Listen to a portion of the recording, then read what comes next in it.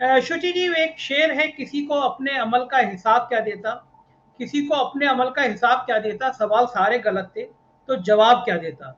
अधीर रंजन चौधरी की जो भाषा है, जो ऋषि जी ने भी कहा कि कई बार वो भाषा इस हद तक खराब हो जाती है कि आपकी पूरी पार्टी को शर्मिंदगी का सामना करना पड़ता है। अधीर रंजन जी को आप लोग हिंदी के कुछ क्लास व्लास क्यों नहीं ज्वाइन करा देते कम से कम। अगर उनको बार बार बच जाते हैं कि मेरी हिंदी अच्छी नहीं है, तो एक हिंदी की एक पाठशाला खुलवा देती हैं आप। और इसमें सोनिया गांधी को जरूरत क्या थी, बीजेपी अब इतना माहौल गर्म है, तो भाजपा के सांसद को एक बार राहुल गांधी गए थे मोदी जी के गले मिलने और फिर आंख मार रहे थे। तो आप लोग अपने आचरण से ही ऐसा संसद में प्रदर्शन क्यों कर देते हैं जिससे कांग्रेस ही बैकफुट पे आ जाए। शुचि जी। देखिए, आपने शेर कहा है तो मैं स्मृति ईरानी जी की शान में एक शेर अर्ज कर देती हूँ कि आसमान की बुलंदी पर हो तो जरा सब्र करो, परिंदे बताते हैं आसमान में ठिकाने नहीं होते। तो ठीक है, उनके लिए एक ऐसा दौर है जिसमें पूर्व में भी वो उच्च कोटि की अभिनेत्री थी और समय समय पर अपनी अभिनय प्रतिभा का लोहा उन्होंने राज्यसभा टीवी और लोकसभा टीवी पर भी मनवाया है। लेकिन बाकी आप उनकी बॉडी लैंग्वेज, उनकी अग्रेसिवनेस, उनका बिहेवियर हम सब परिचित हैं। जब घटना उन्नाव की हो, जब घटना हाथरस की हो, जब घटना कानपुर शेल्टर होम की हो, तब लकवा मार जाता है इन्हीं श्रीमती ईरानी को। लेकिन अभी हमारे साथी किसी प्रवक्ता ने ही बोला कि उनकी योग्यता ही है, वो येल यूनिवर्सिटी से ग्रेजुएट हैं, बीए हैं या बीकॉम हैं या एचआरडी मिनिस्टर किस योग्यता के आधार पर थी, या क्यों महिला एवं उनकी सबसे बड़ी योग्यता गांधी परिवार की आलोचना है। और संघ और भाजपा में जो यह प्रवृत्ति है कि भाई जो गांधी परिवार की आलोचना कर सके उसे हम शिखर और शीर्ष पे रखेंगे, वो हाई स्कूल फेल हो या वो 8वीं पास हो, वो आरटीआई करा के आए या जो भी। तो जो संसद का चरण छू के संसद में चढ़े थे, संसदीय गरिमा को तार तार कैसे किया जाता है वो हर घटना हर घटना प्रमाणित कर रहे हैं। लेकिन ये इंतहा है। एक 75 वर्षीय विधवा महिला जिसने अपनी गरिमा का सदा परिचय दिया है, चाहे वो उनका वैधव्य काल रहा हो, चाहे उनका राजनीतिक जीवन रहा हो, जिनका शुमार दुनिया की नेताओं में है, वो वह महिला है जिसने प्रधानमंत्री पद का त्याग किया था। और यह वह पार्टी है जो किसी भी स्तर तक गिर सकती है, जिसमें जिलाध्यक्ष बनने की योग्यता आधा दर्जन मुकदमा हो। इसी पार्टी में दयाशंकर सिंह थे और श्रीमती मायावती के लिए जो अपशब्द इस्तेमाल किए थे और अपनी पत्नी के लिए जो उनका वीडियो श्रीमती सिंह का वायरल हुआ था, और अब वो फिर पुनः मंत्री पद पर विराजमान है। तो ये गरिमा की बात करना और गरिमा का होना, हालांकि मैं शब्दों के संकलन में बहुत सावधानी बरतती हूँ, किंतु फिर भी आपके सम्मानित चैनल पर मुखर शब्दों में कहना चाहती हूँ कि Shrimati Irani is absolutely cheap and classless and the way she behave, वो डिजर्व नहीं करती है कि वो संसद में हो, वो डिजर्व नहीं करती है कि वो प्रधानिक पद पर हो। देखिए, उनका खिसियाना वाजिब है।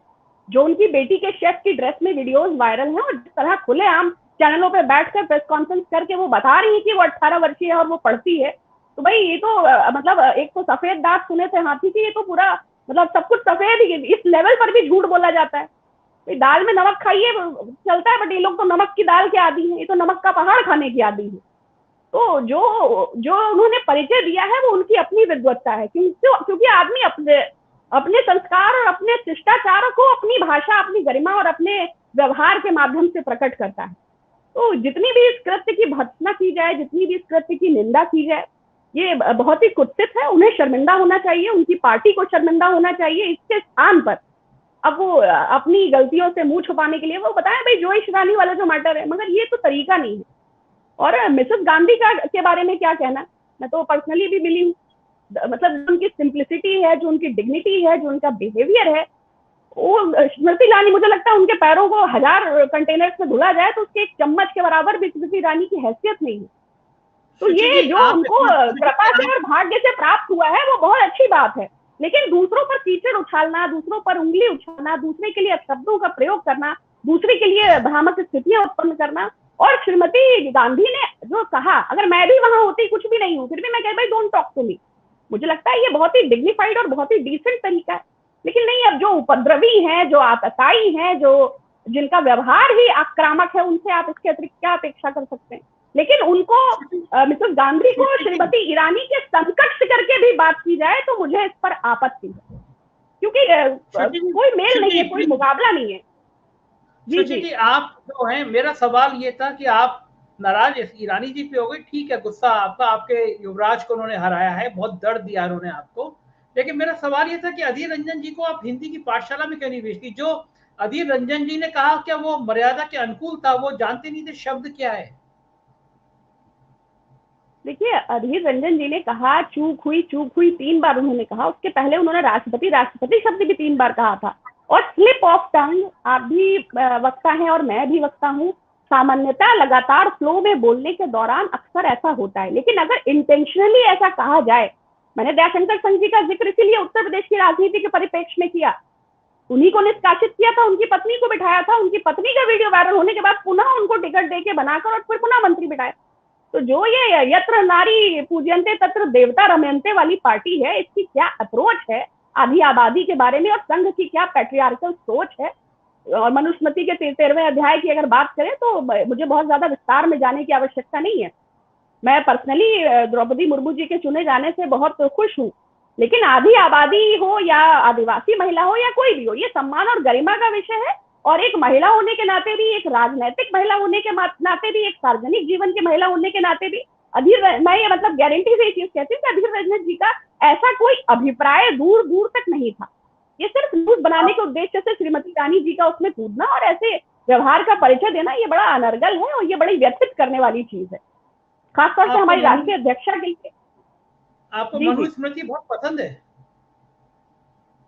भाई, I am a practicing Hindu और मैं इसके साथ साथ ज्योतिष प्रवीण और ज्योतिष विशारद भी हूँ, और धर्म और अध्यात्म मेरी काफी रुचि है। तो जो भी हमारे हैं, चाहे सामुद्रिक शास्त्र हो, चाहे वो बराह मिहिर का हो, चाहे वो, लेकिन हाँ, समय के साथ चीजों में एडवांसमेंट की भी जरूरत होती है। सार को गए है थोथा दे उड़ाए। तो जो आपके कट्टरवाद को सूट करता है उसे आप उठा लें, और जो इक्वलिटी की बात करता है, डिस्क्रिमिनेशन को हटाता है, उसे आप इग्नोर कर दें। तो ये तो गलत अप्रोच है। तो संघ की अप्रोच ये है कि अपने मतलब की चीजों को उठा लो, बाकी को नजरअंदाज कर। सुचि जी, आपकी इस योग्यता का पता नहीं था कि आप ज्योतिष में भी रुचि रखती हैं।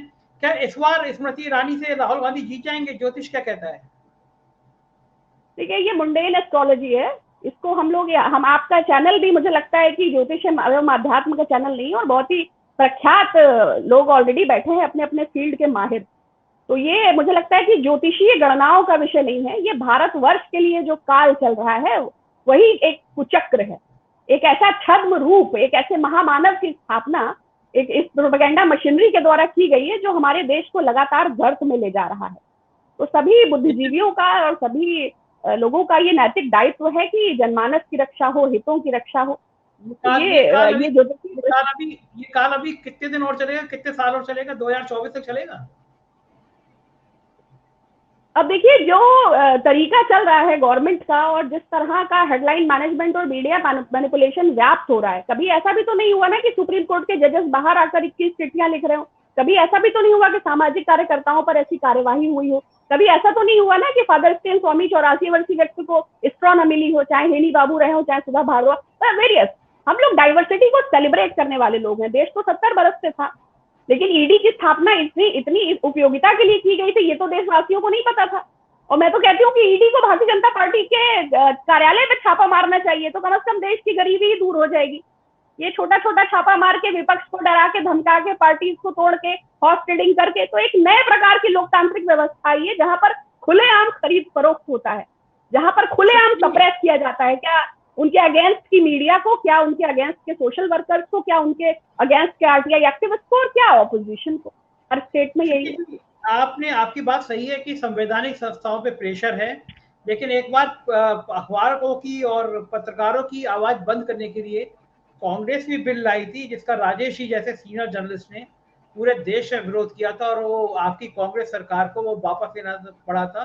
जब राजेश जी के पास जाऊंगा तो मैं इस पर भी विचार करूंगा। लेकिन ये बात ठीक है, अब आज हाई कोर्ट कह रहा है पवन खेड़ा को और सबको कि तुरंत डिलीट करिए। इसका मतलब न्यायालय भी मानता है कि कांग्रेस के इतने सीनियर नेताओं ने जो ट्वीट किए वो मर्यादा के अनुकूल नहीं थे, और एक महिला के और उसकी बेटी के ऊपर ये ट्वीट नहीं किए जाने चाहिए थे।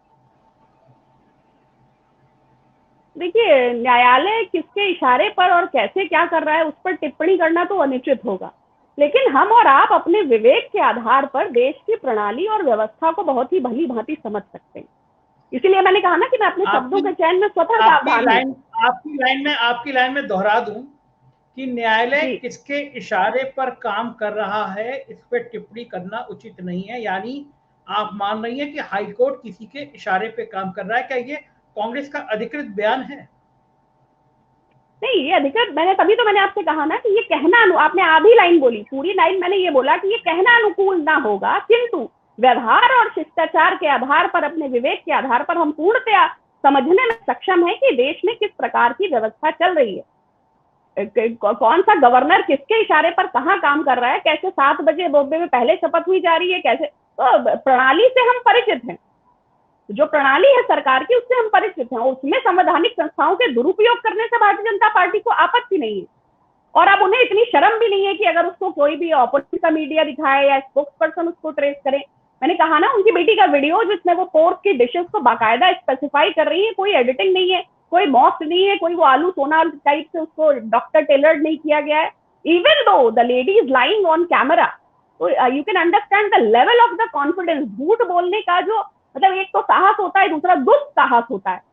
तो ये जो दुस्साहसी प्रवृत्ति की, आतंकी और आक्रामक अप्रोच है उनकी, श्रीमती गांधी की, तो मुझे तो लगता है कि it is absolutely, I am speechless what to से।